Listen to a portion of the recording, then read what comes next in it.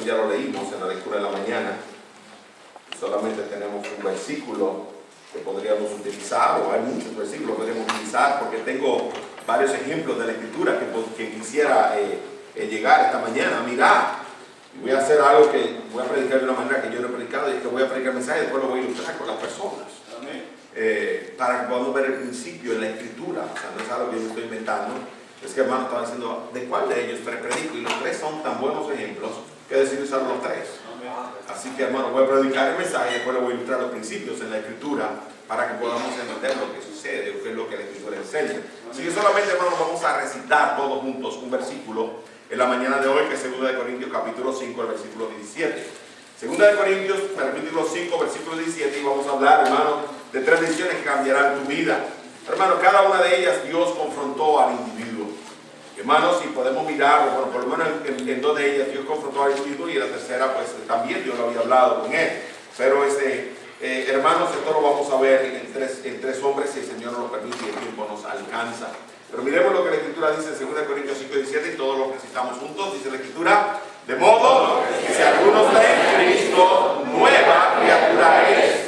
Las cosas que han pasado, he aquí todas son hechas nuevas. Padre, yo te ruego bendición sobre la palabra. Señor, perdona mis pecados. Ayúdame, Señor, a Padre, en este momento concentrarme en tu persona. Padre, ayúdanos a cada uno de nosotros, pecadores, Padre, a venir ante tu trono. Padre, entendiendo que solamente tu gracia y tu sangre es la que nos han hecho posible estar en el trono el día de hoy. Padre, y el Espíritu Santo es el que toma control de nuestra vida. Es el que nos convence de pecado, justicia y juicio. Es el que nos enseña nuestra condición. Padre, nuestra necesidad de tu persona. Padre, nuestra incapacidad de victoria en nuestras fuerzas. Pero Padre Celestial, yo te ruego, Señor, que Él nos ayude para vivir una vida que te agrada. Una vida que te glorifica. Padre, que andemos como es digno del Señor, agradándole en todo, llevando fruto en toda buena obra y creciendo en el conocimiento y la gracia del Señor. Yo te pido, Padre, que bendiga el servicio y que nos hables como solo tú puedes hacerlo. En el nombre de Jesús. Amén. Yo no sé, quizás usted nunca ha pasado por esto, pero algunos de nosotros sí, en nuestra vida cristiana. Y nos hemos hecho varias preguntas a nosotros mismos. Primero, hermanos, es ¿cómo sé yo que soy una nueva criatura?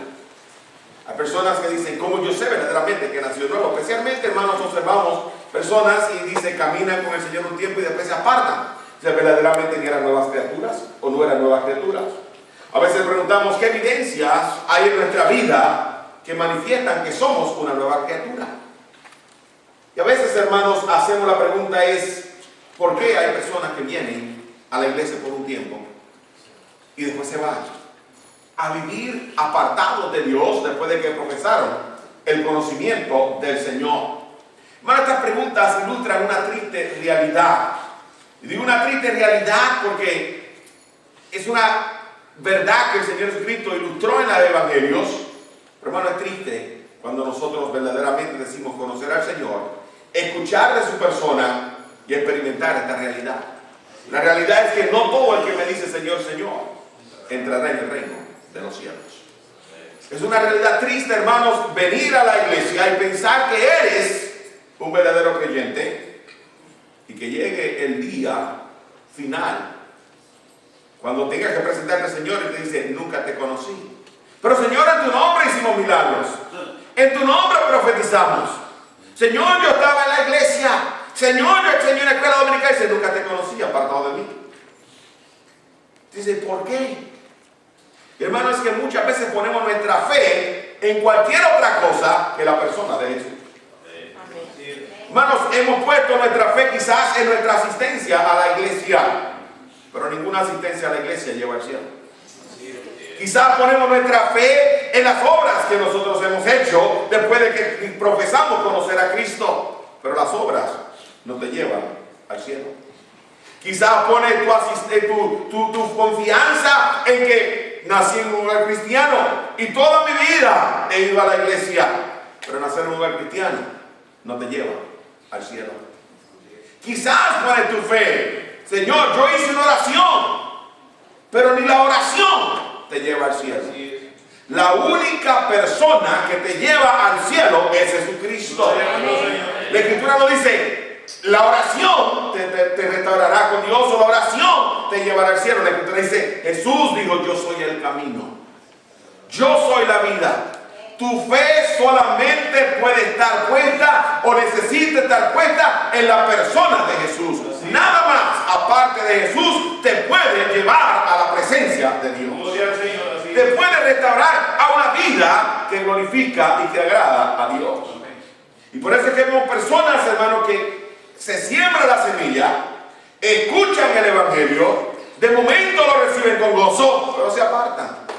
Porque la semilla no cayó en buena tierra. La buena tierra es la semilla que da fruto a 30, 60 y a 100 por uno.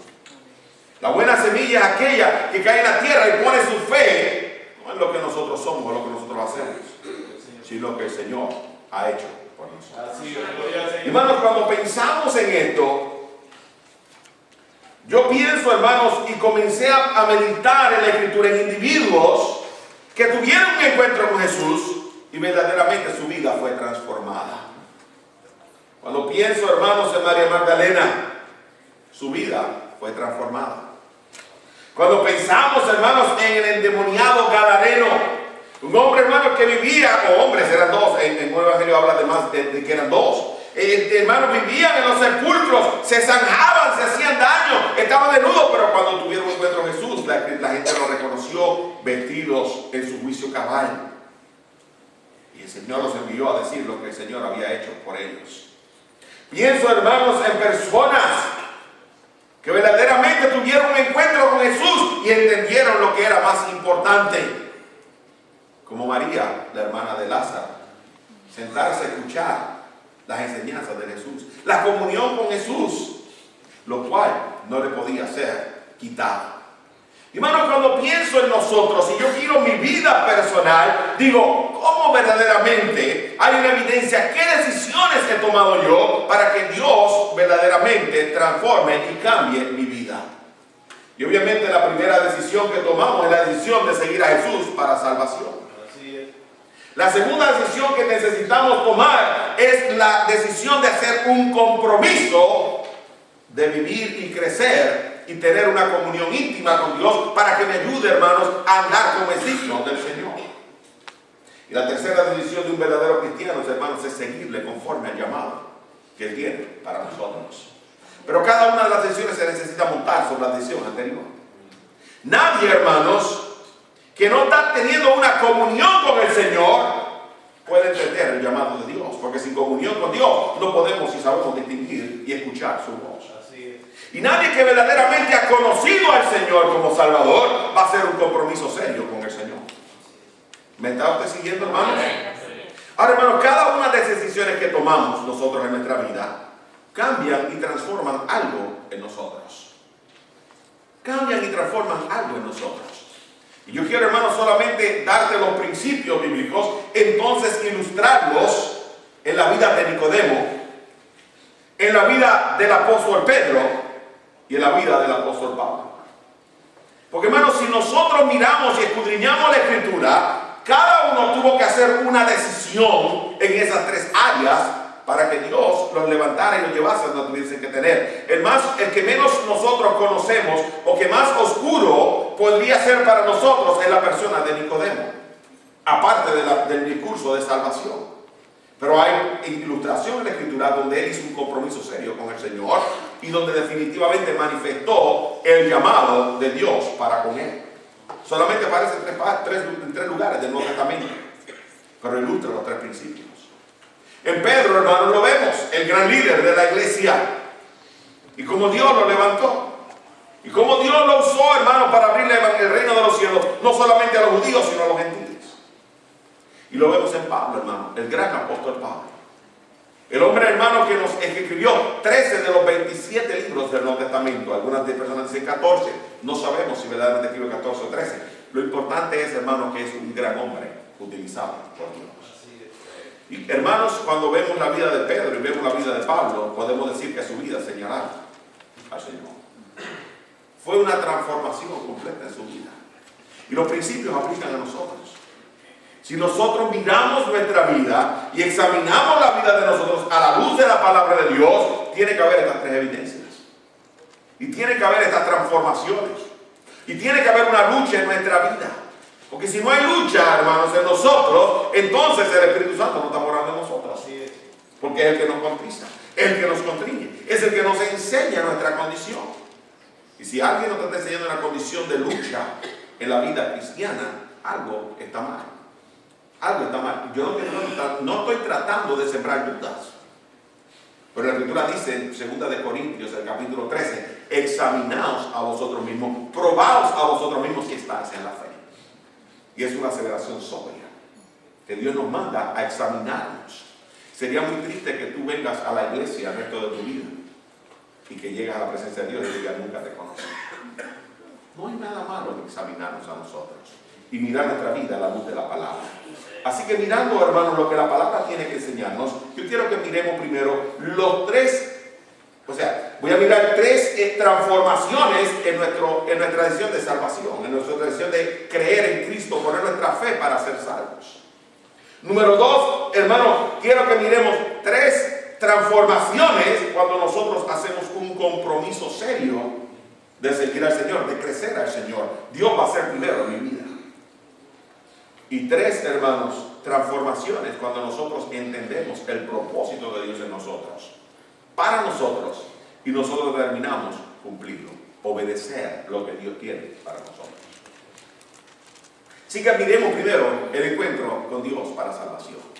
Obviamente, nosotros somos pecadores, la Escritura nos enseña, y nuestro pecado es lo que nos ha separado de Dios. Yo no tengo que volver a explicar el Evangelio en todo detalle, porque la mayoría de nosotros, si no todos, hemos escuchado el Evangelio una y otra vez. Pero hermanos, cuando nosotros creímos, hubo un cambio en nuestra vida. Lo primero que cambió fue nuestro camino. No estoy hablando de mi caminar, estoy hablando de mi camino, el destino. Y lo hice como tal, hermano, para que se le haga fácil, todo tiene sexo. Y no estoy tratando de ser un predicador bautista que todo le gusta literal. Pero me cayó así, hermano, y se me hizo fácil, así que lo puse como tal. Pero hermano, para que se haga fácil, hay un cambio en mi camino. Antes iba caminando a las cosas que agradaban mi carne, hacía las cosas que agradaban mi vida, hacía las cosas que a mí me placían y no tenía que preocuparme a quién tenía que dar cuenta. Pero cuando vine a Cristo, he cambiado mi vida, mi camino ha cambiado y ahora quiero hacer las cosas que le agradan a Él. Y tengo una conciencia de lo que hago, hermanos. Debe de ser para agradarle a Él. Hermano, muchas veces vivimos como si estuviéramos en el otro camino. Hermano, solamente hay un camino. Cuando estaba comenzando a aprender de las cosas del Señor, le enseñábamos a los niños un corito que decía: una sola puerta hay, mas son sus lados dos, adentro y afuera, ¿en cuál lado estás? Una sola puerta hay, mas son sus lados dos, yo estoy adentro y tú ¿dónde estás? Yo no sé si usted conoce eso, pero solamente hay una puerta, solamente hay un camino. Hermanos, y Dios nos dice: andad por el camino angosto, entrad por la puerta estrecha, porque ancho es el camino que lleva a la perdición y muchos andan por él. Hermano, el camino del creyente es diferente y la gente lo sabe. Número 2, hermanos, tiene que haber un cambio en mis costumbres. Ahora, somos criaturas de costumbres. Así es. Somos criaturas, hermanos, que hacemos lo mismo todos los días. Yo no sé, piensa en tu vida. ¿Qué tú haces cuando te levantas por la mañana? ¿Qué es lo primero que tú haces? Y tú dices: ¿por qué no puedo cambiar la manera? Es una costumbre que hemos establecido en nuestra vida. Yo me levanto, hermano, y voy al baño y cepillarme los dientes, voy, prendo la cafetera y me siento ahora con el iPad, pero lo que me tengo en la Biblia. Pastor, ¿y por qué entonces usted no puede hacer otras cosas antes de ir a la Escritura? Hermano, es mi costumbre, ya yo lo he hecho por tantos años que esto es parte integral de mí. Si yo no lo hago, me siento mal. Ahora, hermanos, perdón. Antes de venir a Cristo no fue así. Antes de venir a Cristo, hermano, me levantaba y corría a la calle a hacer lo que yo quería hacer. Antes de venir a Cristo, hermano, ¿qué era la costumbre? costumbres que tú tenías en tu vida. Hermano, si no ha habido un cambio en tus costumbres, en la manera en que tú estás viviendo tu vida, algo, hermanos, está mal. El encuentro con Jesús cambiará tus costumbres, cómo tú haces las cosas y por qué tú haces las cosas. Dime, Darío, ¿no hubo un cambio en tu vida cuando viniste a Cristo? ¿Hubo cambio en costumbres? Enrique, ¿hubo cambio en costumbres? Francisco, ¿hubo cambio en costumbres? La vida del creyente va a haber un cambio en las costumbres cuando venimos a Cristo. Número 3, hermanos, habrá un cambio en nuestra comunión. Ahora, cuando hablo de la comunión, hermanos, es con quién nosotros queremos pasar tiempo. Hermano, el creyente quiere pasar tiempo con Jesús. Yo no puedo entender creyentes que dicen yo soy creyente y no quiero tener un tiempo con Jesús. Cuando usted se enamoró, usted quería pasar tiempo con su esposo o con su novio o con su novia, ¿verdad que sí? Si usted está enamorado el día de hoy, óigame, hermano, déjeme decir una cosa, sus costumbres han cambiado. A lo mejor usted se acostaba temprano, ahora se acuesta tarde. ¿Por qué? Porque quiere tener comunión o pasar un tiempo con la persona de quien usted está enamorado. ¿Es cierto o es falso? ¿No es cierto o no es falso? Cambian las cosas. ¿Con quién quiero pasar tiempo? Hermanos, es importante que nosotros reconozcamos estas transformaciones en nuestra vida. Si no hay un deseo por Cristo, ¿por qué? ¿Por qué? Solamente hay una de dos razones. O no le conozco, o estoy viviendo una vida en pecado, agradándome a mí, que ya me he apartado tanto y tanto y tanto, que ni siquiera me interesa o me importa pasar tiempo con él. Es como si hubiera perdido ese amor por esa persona. ¿Me está usted siguiendo, hermano? Una de dos, no hay otra. Ahora, yo quiero que miremos la segunda decisión. Recuerda, quiero ilustrar esto, o sea que tengo que moverme más rápido. La segunda decisión no solamente la decisión de salvación, es la decisión de establecer un compromiso con el Señor. Dios nos llama a nosotros a establecer un compromiso con Él.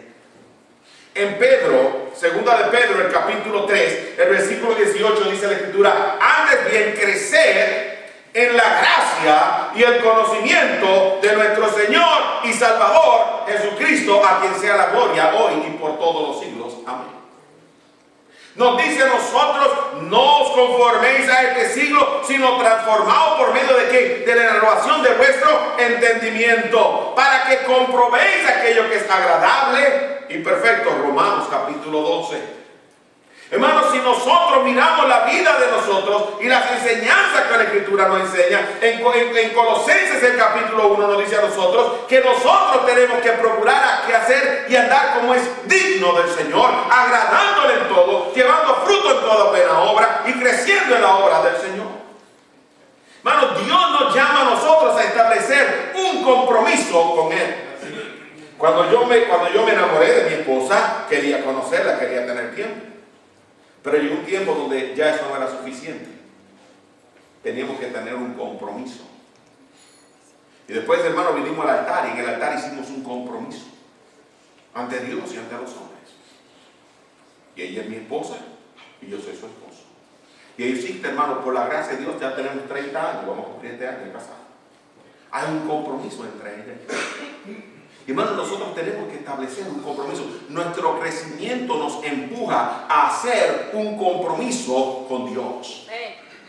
Y Dios quiere que tú establezcas un compromiso con Él. Hermano, yo tomo la decisión de establecer un compromiso con aquel que es mi Salvador. Ya yo tengo una relación establecida con Él en la persona de Cristo. Ahora establezco un compromiso con Él de yo hacer aquello que le agrada a Él, aquello que vive para Él, aquello que verdaderamente le honra a Él. No es lo que tenemos que establecer en nuestra vida, compromisos. Así es. Ahora, hermanos, cuando yo tomo este tipo de decisión, hay 3 áreas que cambian en mi vida. La primera área que cambia es mi conocimiento acerca de Él. Cuando yo establezco un compromiso con una persona, mi conocimiento con esa persona cambia. Porque mi relación cambia. Ya no es solamente un encuentro casual. Ya no es solamente un encuentro donde yo voy a pasar un tiempo para saber de ti o para simplemente yo sentirme bien. Ahora yo quiero conocer verdaderamente áreas en tu vida a profundidad. En los jóvenes pues puede ser un área donde comienzan a hacer el desarrollo en el noviazgo. Y están conociéndose de una manera más profunda. Yo me gozo cuando yo hablo con personas que se van a casar. Me gusta saber cuánto conocen el uno del otro. Y no estoy hablando de cuál es el color favorito de él y cuál es el color favorito de él. Estamos hablando, hermanos, de cosas que son importantes para la vida de ellos. ¿Han hablado ustedes acerca de niños, de familia? ¿Han hablado ustedes acerca de finanzas? ¿Han hablado ustedes acerca de educación? ¿Han discutido ustedes criterios de cómo vamos a criar a nuestros hijos? Tenemos que comenzar a mirar qué es lo que vamos a hacer, cómo piensas tú, cómo has sido criado tú, cómo pienso yo, cómo he sido criado yo, y tenemos que establecer compromisos. ¿Me estoy explicando? Ahora, hermanos, cuando estamos hablando de Dios, aquí no es Dios, yo hago esto y es una negociación, esto es unilateral. Dios te dice a ti lo que hay que hacer y se acabó. Así es. Mi compromiso con Él es que yo voy a obedecer lo que tú quieres por mí. Yo hice un compromiso con Israel. Ustedes serán mi pueblo y yo seré ustedes ¿qué? Su Dios. Pero estableció, dice, si usted quiere tener la bendición, esto es lo que ustedes tienen que hacer. Y si ustedes no quieren la bendición, no lo hagan. Hermano, cuando nosotros hablamos de un compromiso con Dios, es unilateral, hermano. Dios nos dicta lo que es correcto para nosotros hacer. Ahora, hermano, no solamente va a cambiar mi conocimiento y voy a entender lo que es correcto hacer y lo que le agrada a Dios, mi encuentro con el hermano cambia mi carácter. Eso comienza a moldear mi vida. Y cuando hablamos del carácter de un individuo, estamos hablando de lo que su vida es. Lo que es estando otro de frente o estando otros no presentes. Lo que esa persona hace en cualquier situación en que se encuentre. Voy a hacer lo que es correcto, no importa lo que pasa. ¿Me está usted siguiendo, hermano? Sí, sí. Y mi compromiso con Dios es, hermano, a yo vivir una vida digna del Señor. Digna de la posición que tengo en Cristo. No solamente hay un cambio en mi carácter, hermano, mi carácter forja mis acciones. Y yo le llamo mi caminar. Ahorita hablar del camino, hablo del caminar. Porque mi carácter tiene que forjar como yo camino. Sí. Si yo tengo un carácter, hermano, de una persona ambivalente, ambigua, como dice la Escritura de Santiago, el hombre de doble ánimo, de doble pensamiento, es inconstante en todo su camino. Yo voy a ser inconstante.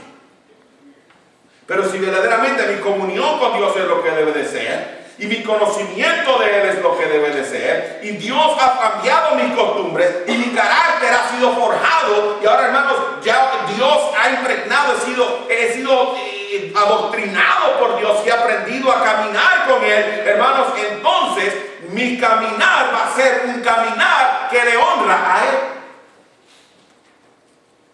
Aunque esto me cueste. ¿Me está usted siguiendo? Hermano, esa es la segunda decisión. La tercera decisión, si tengo que mirar el reloj, es, hermano, cuando mi compromiso con Dios es serio y estable, y yo estoy caminando con Él, Dios, hermano, comienza a revelarme lo que Él tiene para mí. Cómo es que Él quiere que yo viva el resto de mi vida. Algunos van a escoger llamarlos a su servicio. Pero algunos hermanos no van a ser llamados, cuando hablo de su servicio, el servicio a tiempo completo. Pedro y Pablo fueron llamados a Él. Ahora, Nicodemo no fue llamado, hermanos, a ir al ministerio. Usted no encuentra a Nicodemo ganando almas o comenzando iglesias. Pero sí encuentra, hermanos, una vida comprometida con Dios y una vida, hermano, que entendió el propósito de Dios para con Él. Y ya mismo lo voy a ilustrar. Hermano, quizás tu llamado no es un llamado para ir a Zimbabue, a juntarte con el hermano Nobu, con Friday, a aprender un idioma diferente e ir a Zimbabue. O quizás tu llamado, hermano, no tienes que aprender otro idioma, irte con Nerio a Maturín o a Chaparral a trabajar con él. A lo mejor Dios te llama, gloria al Señor si Dios te llama. A lo mejor tu llamado, hermano, no es ir a Colombia para trabajar como Beto. A lo mejor tu compromiso, tu llamado es para que tú sirvas al Señor aquí donde tú estás, en tu iglesia local, y hasta que Él te indique lo contrario, sea el llamado que tiene para contigo. ¿Me está siguiendo hasta aquí? Ahora, hermanos, ¿qué cambia este tipo en nuestra vida? Hay tres cosas que cambian en nuestra vida, por lo menos voy a solamente mencionar tres. Número uno, hermano, va a cambiar mi coraje para compartir el Evangelio. Cuando yo entiendo el propósito de Dios para conmigo, yo estoy comprometido con el Señor, yo no estoy diciendo me da miedo hablarle a otro de Cristo. Hermano, usted no tiene problema. Ayer estábamos golpeando puertas, o estábamos tratando de comenzar el club bíblico, y pues yo me quedé a montar las carpas con Omar y con el hermano, y tan pronto terminamos yo me fui a tratar de encontrar a mi esposa se había ido con Lupita. Cuando llegué allá, ya estaban llegando al final, pero fue cómico, hermano, ver a Dakota. Pues hermano, la que golpeaba la puerta no era mi esposa ni Lupita, la que golpeaba la puerta era Dakota, que tiene 8 años. Y le golpeaba la puerta y metía la cabeza y decía, ¿tiene usted niños? Queremos invitarlos. Hermano, qué precioso. Qué precioso. Ya yo quisiera que nosotros los adultos tuviéramos 1/10 parte del coraje que tiene ese niño. Porque ustedes, hermano, golpean la puerta y se van corriendo. Que ojalá no la abran. Usted sabe lo que estoy diciendo, ¿verdad que sí? ¿Me está hablando el Señor? Usted sabe, hermanos, los miércoles, yo sé que algunos de ustedes no pueden están trabajando en ministerios. Estamos mirando, yo estoy comenzando a enseñar evangelismo nuevamente, como si nadie supiera nada. Estamos enseñando de cero, y estamos enseñando, lo primero que estamos enseñando son 15 pasos o 15 principios básicos cuando tú vas a hablar del Señor. 15 principios básicos, y ya hemos mirado 6. Dice, pastor, eso suena interesante. Venga, hermanos, porque les vamos a enseñar cómo evangelizar. Yo no estoy diciendo el cómo, estoy enseñando los principios básicos. Estamos poniendo la fundación. Tú no puedes edificar un edificio si no haces una fundación. ¿Cuántas veces nos miró el inspector Enrique? 2 veces. 3 veces se viró. Primero porque no tenía varilla, después era porque tenía varilla suficiente, después era porque tenía fango y había que sacar el fango. Cuando vinimos dijo que te están haciendo una edificación para 3 pisos, pues si ya no la había virado 3 veces. Y dijo, wow, esta edificación está bien fuerte, nos costó más concreto en la edificación que en el resto del piso. De tan profunda, hermano, pero esta edificación, la fundamento de este edificio está firme. Gloria al Señor. ¿Me estoy explicando, hermanos? Y el fundamento tiene que estar firme, hermano. No tenemos coraje para predicar. Tenemos consistencia para actuar, es decir, somos lo mismo siempre. Y número 3, hermano, tenemos las convicciones que nos ayudan a vivir el resto de nuestra vida. Ahora, hermanos, yo voy a ilustrar estos puntos en la vida de estos 3 individuos. Así que aguanta conmigo, hermano. Yo espero poder pasar 5 minutos con cada uno y así cerramos el servicio. Pero la primera persona que yo quiero que miremos es Nicodemo. Conocemos la historia de Nicodemo. La primera porción que podemos encontrar, la encontramos en Juan, el capítulo 3, en un pasaje muy familiar a nosotros, el famoso, el versículo que yo creo que más se conoce en el mundo, es Juan 3:16, porque de tal manera amó Dios al mundo que ha dado su unigénito. Pero ¿qué precede ese versículo? Precede, hermano, que un principal entre los judíos, cuando habla de un principal entre los judíos, el Señor le dice, eres tu maestro en Israel y no sabes estas cosas. Hermano, estamos hablando de lo que sería hoy el pastor senior en una sinagoga, en una iglesia bautista, ¿me estoy explicando? Estamos hablando, hermano, del rabí que estaba encargado de la sinagoga judía. Estamos hablando de una persona que era reconocida y tenía, hermanos, bueno, vino el Señor de noche, pudo 2 razones posibles. Tenía miedo de que la gente pensara y perder su posición, es la posibilidad más grande. O posiblemente, hermano, otra persona sugirió que era que se daba cuenta que el Señor estaba tan ocupado y él quería tener un tiempo donde fuera ininterrumpido, que vino de noche. No sabemos la razón por la que vino de noche. A lo mejor ninguna de las dos son especulaciones. La Escritura no nos dice cuál de las dos es. Estamos pensando como humanos. ¿Cuál razón sea, hermanos? No lo sabemos. Lo que sí sabemos es que vino el Señor de noche, un hombre que era maestro en Israel, y le dice, Señor, sabemos que tú has venido de Dios como maestro, porque nadie puede hacer las cosas que tú haces si Dios no está con él. Y el Señor lo confronta con su necesidad, le dice, Nicodemo, Te es necesario nacer de nuevo. Señor, que me meta yo otra vez. ¿Cómo puedo yo meterme en el vientre de mi madre y volver a nacer? Nicodemo, no estamos hablando del nacimiento carnal. Estamos hablando de un nacimiento espiritual. Lo que es nacido de la carne, carne es, pero lo que es nacido del espíritu, espíritu es. No te maravilles de que te dije, o sea, es necesario nacer de nuevo. El viento viene. ¿De dónde viene? ¿De dónde sale? Y dice, y oye su sonido, hermano, y sabe dónde viene y a dónde va. Así todo es aquel que es nacido de Dios. Hermano, ¿sabes por qué dice eso? Porque tú y yo no sabemos lo que Dios tiene para con nosotros. Así es. Tú no conoces el plan de Dios para tu vida hasta que tú vienes a Él para ser salvo. Así es. Tú no conoces el plan de Dios para tu vida hasta que tú haces un compromiso de vivir para Él. Y cuando tú estás comprometido con Dios, Dios te revela el plan que Él tiene para contigo. Así. Y hermanos, encontramos a Nicodemo teniendo ese encuentro con Jesús. Yo creo que el encuentro de Nicodemo ese día fue un encuentro de salvación. Pastor, ¿de dónde tú tomas esto? Porque la segunda vez que yo encuentro a Nicodemo en la Escritura es en Juan, el capítulo 7. Yo quiero que vaya conmigo ahí. Porque posiblemente tú has leído y has brincado lo que la Escritura tiene que decir acerca de esta situación. Pero en Juan 7 el Señor Jesucristo está siendo juzgado por el concilio, por la corte de los judíos, hermano. Es importante que entendamos esto. Por eso inclusive era la importancia y el prestigio de Nicodemo. Porque, hermano, el concilio era la corte suprema de los judíos y estaba integrado por 70 individuos. El sumo sacerdote, algunos de los fariseos y algunos de los saduceos. ¿Se acuerda Pablo que dividió el concilio? Hermano, no estamos hablando de cualquiera. ¿Cuántos judíos había? ¿Quiénes eran los que llegaban al concilio?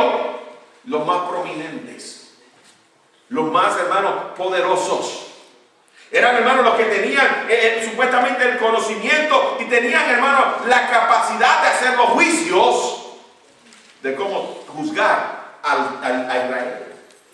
Eran los que dictaban. Usted sabe, hermanos, que los judíos hacían las cosas por tradición y por interpretación rabínica, que porque la Escritura decía. Es decir, ellos hablaban, hermano, y si ellos lo decían, había que hacerlo, porque era la interpretación que venía de ellos. Por eso, Señor, eres tu intérprete de la ley, no sabes estas cosas. Eres tu maestro de estas cosas y ni siquiera las sabes. ¡Wow, hermano! Pensemos en las personas, hermano. Ahora mismo ser un juez de la Corte Suprema de Estados Unidos, hermano, es una persona de mucho prestigio y mucho poder. Están decidiendo el destino de este país. No es el presidente el que está decidiendo el destino. Ni siquiera es el Congreso. Es la Corte Suprema.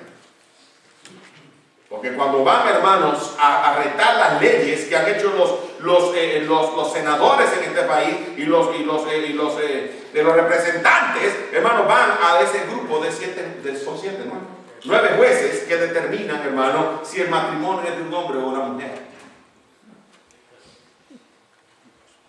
¿Me está usted siguiendo, hermano? Así es. Que determinan si los homosexuales deben tener derecho a adopciones o no tienen derecho a adopción. Son esas 9 personas, hermano, las que tienen el poder en este país. Hermano, esta es la corte que tenía ese poder. Y Nicodemo era parte de ella. Nicodemo tenía un encuentro con Jesús. Y ahora, hermano, están buscando qué van a hacer con Jesús. Y dice la Escritura en el capítulo 7, que dice, voy a comenzar en el versículo 22. Bueno, voy a mirar el versículo 41. Dice, verso 40. Pastor, ¿cómo puedo comenzar? El 40. Entonces algunos de la multitud, oyendo estas palabras, decían, verdaderamente este es el profeta. Otros decían, este es el Cristo, pero algunos decían, ¿de Galilea debe venir el Cristo? ¿No dice la Escritura que del linaje de David y de la aldea de Belén, de donde era David, ha de venir el Cristo? Hubo entonces disensión entre la gente a causa de él, y algunos de ellos querían prenderle. Pero ninguno le echó mano. Los alguaciles vinieron a los principales sacerdotes y a los fariseos, y estos le dijeron, ¿por qué no lo habéis traído? Los alguaciles respondieron, jamás hombre alguno ha hablado como este hombre. Entonces los fariseos le respondieron, ¿también vosotros habéis sido engañados? ¿Acaso ha creído en él alguno de los gobernantes o de los fariseos? Mas la gente que no sabe la ley, maldita es. Les dijo, ¿quién? Nicodemo, para que no te confundas, el que vino a él de noche, lo cualifica. Ese otro Nicodemo, no, lo cualifica. El que vino a él de noche. Estamos hablando del mismo Nicodemo de Juan 3. Así es. Y dice, el cual era uno de ellos. ¿Juzga acaso nuestra ley a un hombre si primero no le oye y sabe lo que ha hecho? Pero hermano, comenzó a hablar. Usted sabe, hermano, este es un momento de compromiso. Así es. Está retando a los otros completamente contrario a lo que ellos quieren hacer. Así es. Está, hermanos, haciendo una pregunta para retarles y está oponiéndose a los otros que están en autoridad. Para que usted no tenga duda, hay un historiador del tiempo de Jesús que se llama, se me fue ahora mismo el nombre, me bloqueé, Josefo. Y en los escritos de Josefo, después de esta aseveración, Nicodemo desaparece de ellos. ¿Sabe lo que dicen? Respondieron y dijeron, ¿eres tú también Galileo?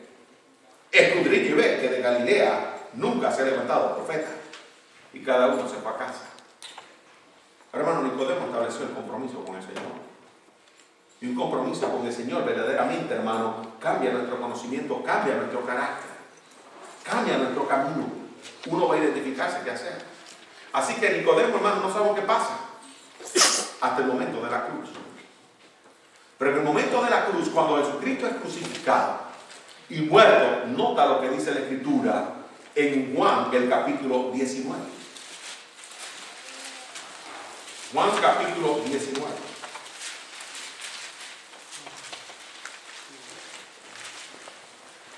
Y dice la palabra del Señor,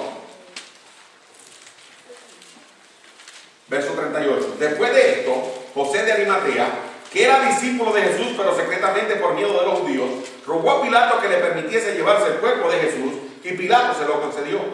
Entonces vino y se llevó el cuerpo de Jesús. También Nicodemo, vuelve a cualificarlo, el que antes había visitado a Jesús de noche. No te confundas, él mismo vino trayendo un compuesto de mirra y de aloes como 100 libras. Tomaron pues el cuerpo de Jesús. Ahora no está hablando de que fue José. ¿Quién estaba con José? Nicodemo. José y Nicodemo tomaron el cuerpo de Jesús y lo envolvieron en lienzo con especias aromáticas, según es costumbre sepulcral entre los judíos, y lo enterraron. Hermano, Nicodemo fue el que enterró el cuerpo del Señor Jesucristo. Amén. Así es. Hermano, no había solamente un compromiso. Él entendió que, hermano, había que dar al Señor lo que era digno del Señor.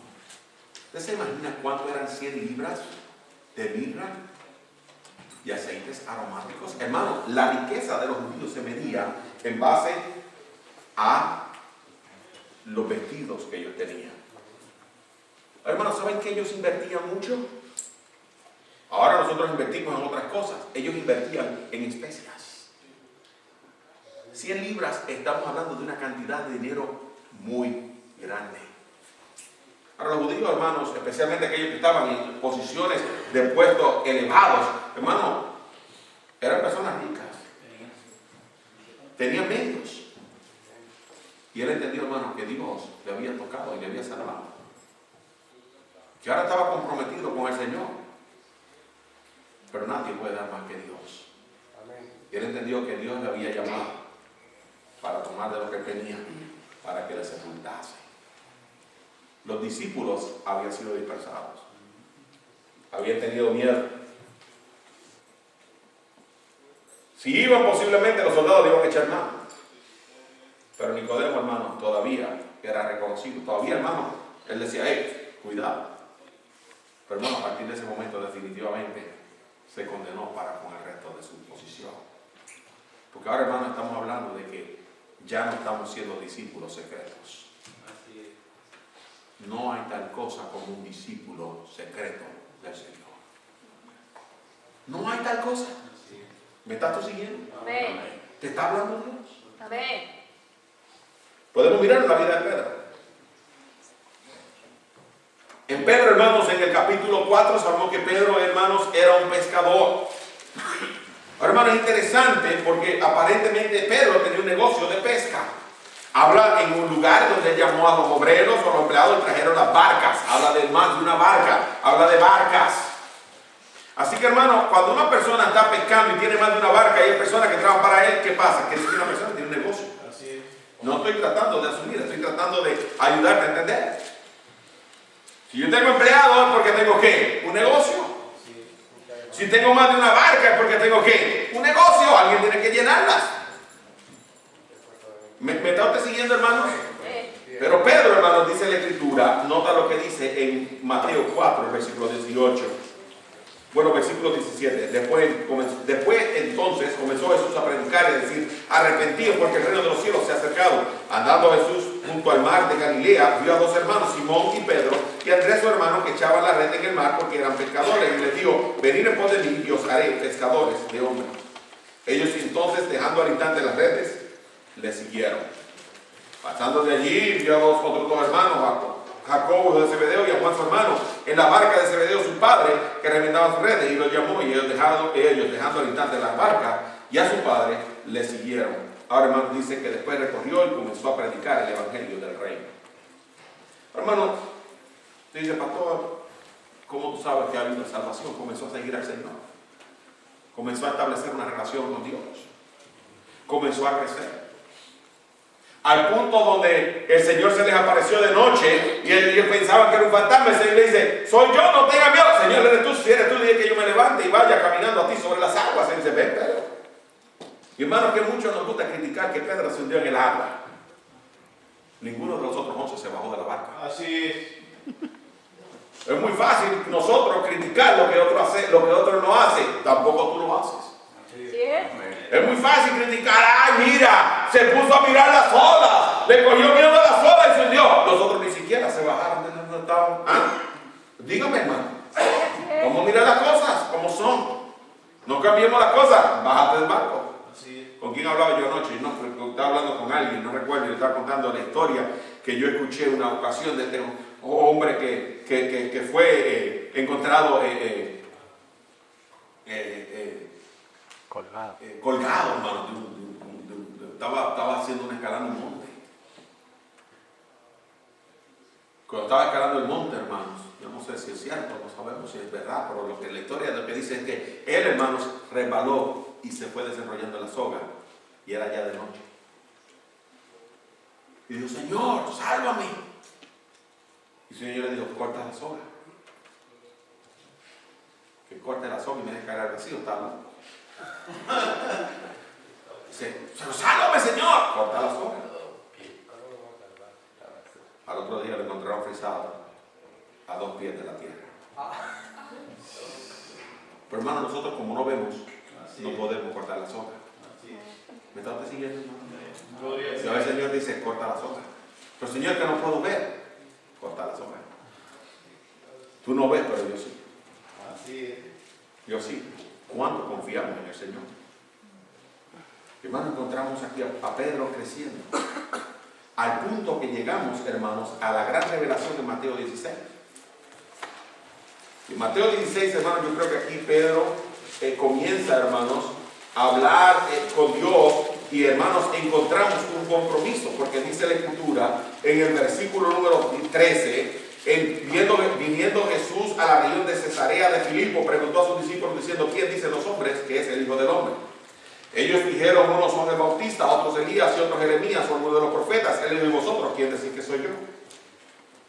Respondiendo Simón Pedro dijo: tú eres el Cristo, el Hijo del Dios viviente. Entonces le respondió Jesús: bienaventurado eres, Simón, hijo de Jonás, porque no te lo reveló carne ni sangre, sino mi Padre que está en los cielos. Y yo también te digo que tú eres Pedro, y sobre esta roca edificaré mi iglesia, y las puertas del Hades no prevalecerán contra ella. Y a ti te daré la llave del reino de los cielos, y todo lo que atares en la tierra será atado en los cielos, y todo lo que se atare en la tierra será desatado en los cielos. Ahora, hermano, dice: pastor, ¿cómo tú sabes que él hizo un compromiso? Bueno, hermano, la Escritura nos dice que después de esto, el Señor le dice que iba a morir y que ellos iban a ser esparcidos. Dice: Señor, aunque todos te dejen, yo no te dejaré jamás. Y volvemos a decir: hermano pastor, ¿cómo es posible? Si sabemos que él lo negó, dice: Pedro, te digo, no confíes mucho, tú vas a negarme 3 veces que me conoces. Pero antes de que Pedro negara al Señor, tenemos que recordar esta historia. El Señor Jesucristo fue al huerto de Getsemaní a orar. Y mientras oraba, estaba orando el Señor, si de otra manera pasa de mi copa, Pedro estaba velando. Cuando el Señor terminó de orar, venía una turba con Judas. Y el único que sacó la espada fue Pedro. Ahora, hermano, sacar una espada para un soldado significaba tu vida. Significaba tu vida. Saca, hermano, una pistola a un policía. ¿Sí es? ¿Me estás tú siguiendo, hermano? O a un soldado. Significa tu vida. Él sacó la espada. Y hermano, no trató de cortarle la oreja. Le iba a cortar la cabeza. Para que el hombre posiblemente hizo así, ¡guay! La agarró y lo dejó gacho. El Señor le dijo: hey, Pedro, no es el momento de esto. Tranquilo, la copa que el Padre me dio yo la tengo que beber. Déjame decirte algo más, hermano. Pedro lo negó 3 veces. Pero el único que estaba ahí. De los 12. El único que estaba ahí viendo el juicio era Pedro. ¿Dónde estaban los demás? Bueno, Judas se ha ido el carro. ¿Dónde estaban nosotros? ¿Dónde estaban? ¿Dónde estaba Juan? ¿Me está usted siguiendo, hermano? Sí. Había un compromiso. Pero pastor, ¿cómo yo sé que Pedro fue llamado por Dios? En Juan 21, y no tengo ya tiempo de leerlo. Después de que Pedro regresó y el Señor se había ido, él se sentía triste y regresó a las redes, el Señor le dice: Pedro, ¿qué haces tú pescando? Pedro, me ama más que esto. Señor, tú sabes que te amo. Pues entonces mi llamado es que tú pastorees mis ovejas. Dijo: pero vete a Jerusalén a esperar hasta que venga el Espíritu Santo. Cuando vino el Espíritu Santo, Pedro se levantó con de nuevo a predicar la palabra de Dios. Había convicción en su palabra y se convirtieron. ¿Me está usted siguiendo, hermano? Un encuentro con Jesús cambia tu vida. Pablo, ¿qué de Pablo? Tengo que cerrar. Pero en Pablo lo encontramos la historia en Hechos capítulo 9. Yo quiero solamente enseñarte tres versículos y vamos a cerrar. Pero en Hechos 9, el versículo 5, encontramos el versículo de salvación de Pablo. Ahora, hermano, muy poca gente hace lo que hizo Pablo. Se convirtió inmediatamente, se rindió.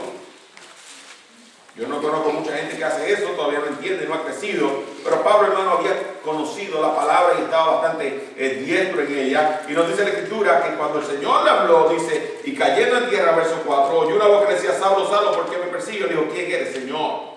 Y le dijo: yo soy Jesús a quien tú persigues. Dura cosas de estas cosas contra el aguijón. Entonces, hermano, yo creo que ese fue el momento cuando él entendió: yo estoy persiguiendo a Jesucristo, el Hijo del Dios viviente. Y hubo convicción en su vida. Tú no encuentras una oración aquí de salvación. Tú no encuentras, hermano, una conversación con Jesús profunda. Tú no encuentras una conversación como Nicodemo. Entonces, hermano, yo creo que Pablo fue salvo. ¿Y sabes por qué? Porque el próximo versículo dice: Señor. La Escritura dice que si me dijeres, Señor, confesares con tu boca que Jesús es ¿qué? El Señor. Eso es lo que hizo. Señor. Confesó que Jesús era ¿quién? El Señor. Porque había creído en su corazón. Por eso yo creo que ese fue el momento de salvación. Ahora lo próximo que él hace es el momento de rendición, de uno rendirse al Señor, porque le dice: ¿qué quieres que yo haga? Solamente una persona que tiene una relación con él le dice: Señor, ¿qué tú quieres que yo haga? ¿Qué tienes tú para mí? Se vete a la ciudad y espera allí que se te dirá lo que debe hacer. Y dice que se fue a orar. Estuvo 3 días en ayunas, orando: Señor, ¿qué es lo que quieres que yo haga? Señor, ¿qué es lo que tú quieres que yo haga? Y yo llamo a Ananías, ve, porque él ha visto en visión que viene un hombre para que reciba la vista. Y él fue. ¿Y sabe lo que dice la Escritura en el versículo número, creo que 19?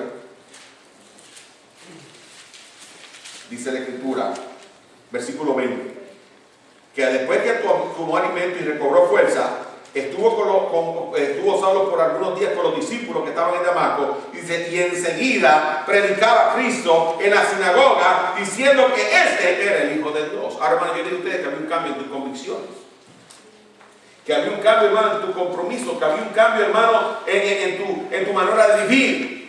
Y Pablo, después de esto, hermano, es llamado por Dios en Hechos 13. Dice: apartadme a Bernabé y a Saulo para la obra a que yo los he llamado. Dice: y ellos, siendo enviados por el Espíritu Santo, salieron. Hermano, Dios los llamó. Y sabe una cosa, hermano, que cuando Dios los llamó, Pablo después escribe en Romanos y dice: a griegos y a no griegos, a sabios y a no sabios,